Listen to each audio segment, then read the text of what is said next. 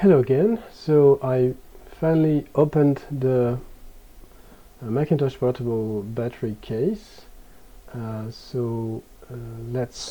see on the bench first. So you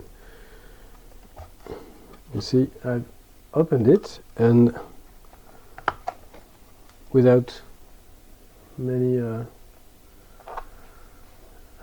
dents. Yeah, let's look with the endoscope here. Wrong button. So here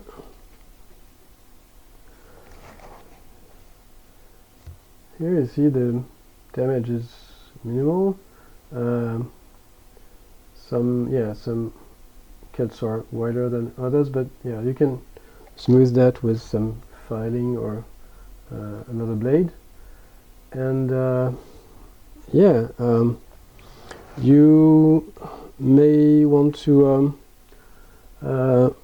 move the blade when cutting a little further and then further, and to so it takes less time, and at some point it will start to break by itself. And also you may need to change the angle of the blade depending on the part of the case, because some parts are welded one on top of another, and then on another part of the seam it's the opposite.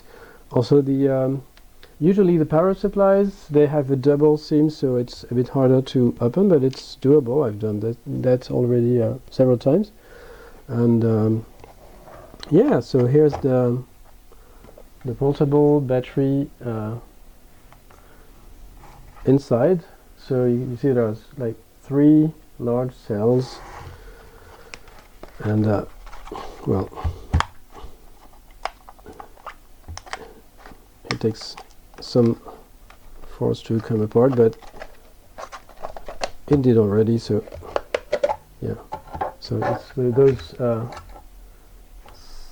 cyclone cells, lead batteries, and yeah, so I can reuse the case and replace that with a more generic battery here, something like that, which fits the case, and then I can glue it together. But yeah, as I said, it will be on another video. So thanks for watching. Bye.